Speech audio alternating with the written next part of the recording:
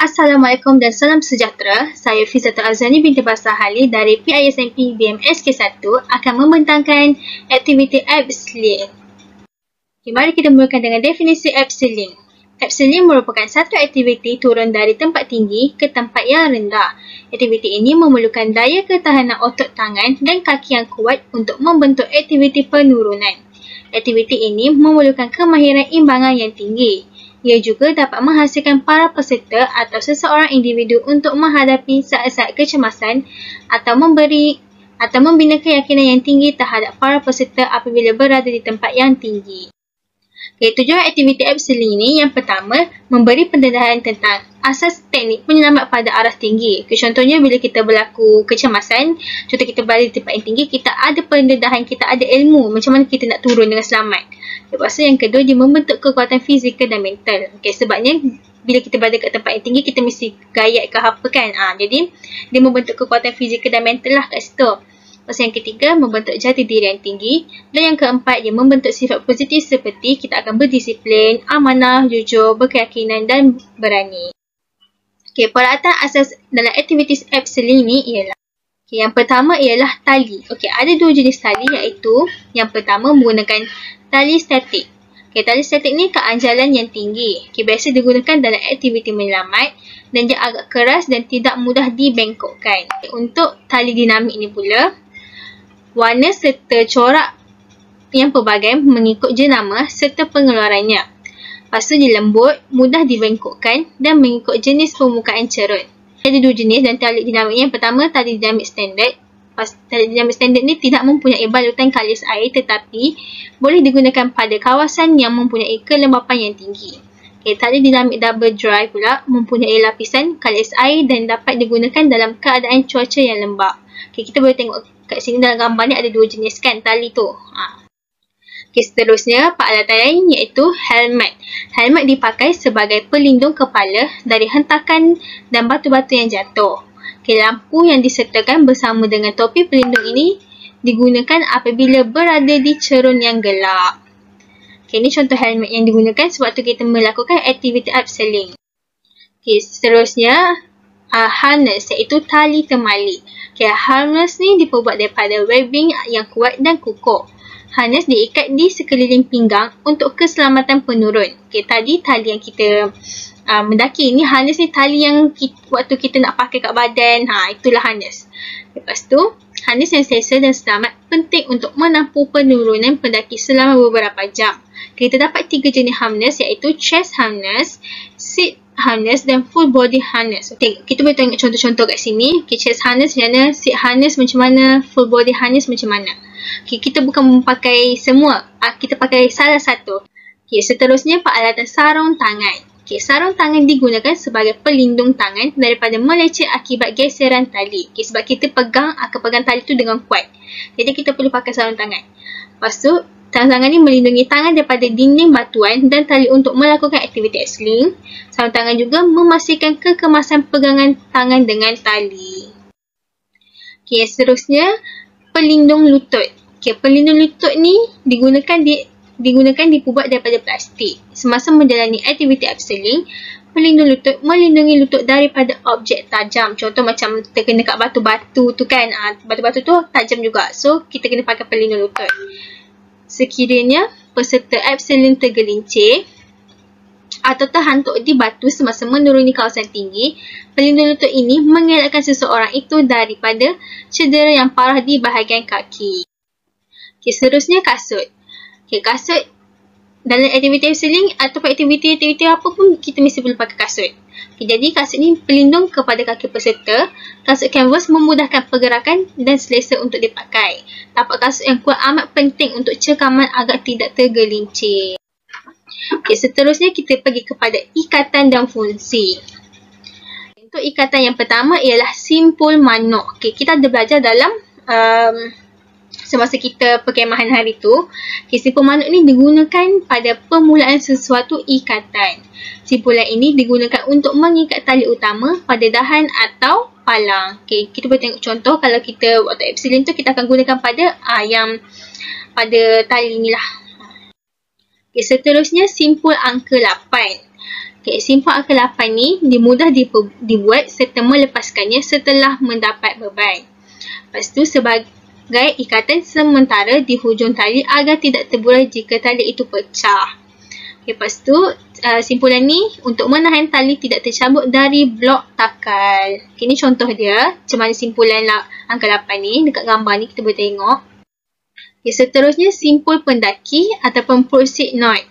Okay, simpulan geseran atau halangan yang terikat di sekitar tali panjat dengan tali lurus.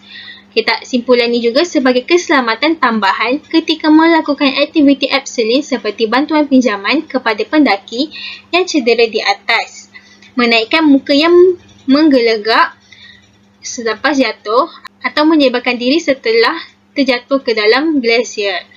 Lepas tu, simpulan ni dia amat kukuh dan boleh laras, mudah dibuat dan dibuka. Okay, seterusnya kita akan lihat video abseiling yang saya telah ambil daripada YouTube. Abseiling is an essential skill used when climbing, commonly used when you might be descending off a route like a big mountain cliff. You might abseil down into a sea cliff to climb up, or you might be abseiling off the top of a route to retrieve some stuck gear, for example. So let's look at how we're going to abseil here. What I've got first of all is my belay plate, and when abseiling, attach that to the central loop of my harness. I've also got a Prusik loop, and the way in which I'm going to use a Prusik loop is with a screw gate carabiner attached to my leg loop, and I'm also going to attach my Prusik loop. The Prusik loop is very easy to make. It's simply a piece of accessory cord tied together with a double fisherman's knot. Going to thread that through my leg loop as well, like so, with the knot butted up against it.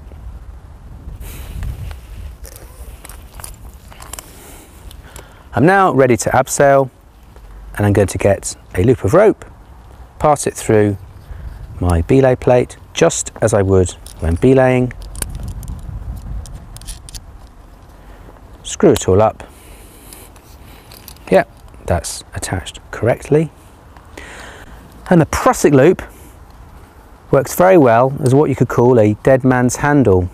The idea being that should you let go of the rope whilst you're abseiling, the Prusik loop will grab the rope, as you can see there.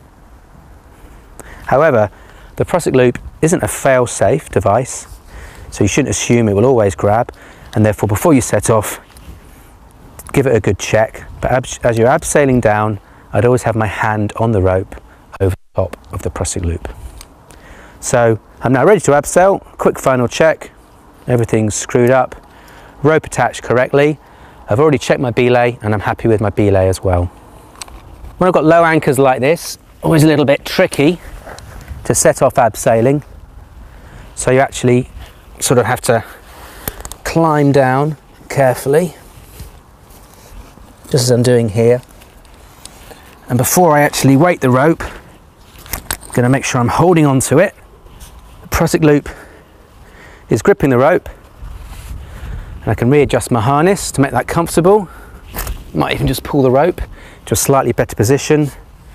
So as I abseil down, I can release the Prusik, and then going to have my feet wide apart, leaning back, and then my hand on the Prusik, slowly releasing it as I go down.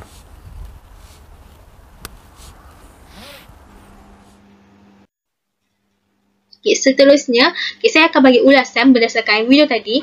Terdapat langkah-langkah keselamatan dalam aktiviti abseiling. Saya akan bagi dari 3 aspek, iaitu sebelum melakukan aktiviti, semasa dan selepas. Okay, kalau kita lihat berdasarkan video tadi, sebelum melakukan aktiviti abseiling ni, yang pertama, perlu pastikan peralatan yang digunakan berada dalam keadaan yang siap. Okay, dalam video tadi, kalau kita tengok kat gambar tu, dia ada pastikan alatan-alatan yang digunakan tu mesti dalam keadaan yang siap. Yang kedua, pastikan semua peralatan telah dipakai dan dipasang dengan sempurna. Okay, bila dia dah pakai, dia pastikan balik. Kalau kita lihat kat video tadi, kita boleh tengok kat gambar ni, dia akan pastikan semua alatan dipasang tu semua sempurna. Yang ketiga, perlu menguji tali yang digunakan terlebih dahulu. Okey. Tadi kan kalau kita lihat ada uji dulu tali yang digunakan. Okay, kalau kita kena tengok tali tu kukuh ke tak. Sebab kadang-kadang tali tu dah reput, tali dah lama kan. Jadi boleh menyebabkan kecederaan lah semasa kita melakukan aktiviti abseiling ni. Okay, seterusnya semasa melakukan aktiviti. Okay, yang pertama, pastikan berlaying berada dalam keadaan sedia. Okay, berlaying ni ialah teknik memegang tali pendakian untuk pendaki supaya mereka selamat jika mereka jatuh. Okay, yang kedua, apabila mendapat arahan dari pengawas, barulah peserta mula bergerak ke bawah. Okay, jangan sesuka hati je bila kita tak dengar arahan daripada pengawas lagi atau jurulatih. Kita dah pergi, tak sabar-sabar kan nak pergi buat aktiviti abseiling ni. Okay, jadi kita perlu mendapat arahan dulu. Okay, yang ketiga, semasa hendak turun, pastikan berada dalam keadaan yang sedia. Okay, tak boleh macam kita tak sedia lagi, lepas tu kita dah pergi, kita nak turun. Bila kita buat macam tu, dia akan berlaku satu kemalangan lah. Lepas tu yang keempat, turun dengan berhati-hati dan perlahan-lahan. Okay, jangan turun dalam keadaan yang tergopoh gapah. Jadi dia akan menyebabkan kecederaan juga kat situ. Kalau kita boleh tengok berdasarkan video tadi, okay, saya ada sertakan gambar-gambar ni. Dia ada buat turun dengan berhati-hati. Okay, seterusnya selepas melakukan aktiviti. Okay, selepas melakukan aktiviti, pengawas atau jurulatih akan memastikan keadaan peserta. Okay, pastikan peserta berada dalam keadaan normal dan selamat. So, peserta tu tak adalah panik, ketakutan, gayat apa semua. Perlu pengawas tu memainkan peranan utama lah. Seterusnya, sekiranya berlaku kecemasan semasa melakukan aktiviti abseiling tu, boleh jerit, fall in dan pengawas akan datang. Itulah sedikit ulasan berdasarkan video yang telah saya sertakan tadi. Okay, kita dapat lihat langkah-langkah keselamatan sebelum, semasa dan selepas melakukan aktiviti abseiling. Okay, seterusnya kita pergi kepada refleksi. Berdasarkan aktiviti abseiling ni, sebagai seorang guru dapat meningkatkan jati diri, keyakinan dan keberanian seorang guru dalam menghadapi cabaran. Okay, sebabnya ada sesetengah guru ni, ada sesetengah orang, dia akan gayat, dia akan panik bila berada di tempat yang tinggi. Jadi, aktiviti abseiling ni lah dia dapat meningkatkan jati diri, keyakinan dan keberanian. Lepas tu, sifat cabaran dan sokongan dan kerjasama dapat diharungi. Okay, dalam aktiviti abseiling ni kan ada perlu memberi kerjasama juga. Okay, jadi kat situ apabila seorang guru ni berada dalam cabaran, jadi dia mendapat sokongan daripada orang lain. Jadi tak adalah dia akan stres kat situ seorang kan. Okay, lepas tu dalam aktiviti abseiling ni juga memberikan kesedaran kepada guru-guru ni banyak cabaran yang perlu dihadapi pada masa kini. Selain itu, konsep pantang berundur sebelum berjuang amatlah penting pada ketika itu supaya kita tidak memberi alasan untuk melakukan aktiviti tersebut. Hal ini demikian kerana ketika kita berada di sekolah, nanti sekiranya pihak pentadbir mengarahkan kita untuk memegang amanah atau tanggungjawab yang besar seperti mengurus pasukan bola sepak, sekalipun kita tidak boleh menolak, malah perlu berfikiran positif lantas melaksanakan amanah atau tugas yang telah diberikan dengan baik. Melalui aktiviti abseiling inilah dia memberikan keyakinan, keberanian. Jadi bila seorang guru yang ada keyakinan, keberanian dia, jadi dia dapat menguruslah satu pasukan sebab dia sebagai ketua kat situ kan. Dia dapatlah membimbing pasukan tersebut. Okay, itu sahaja refleksi daripada saya. Sekian, terima kasih.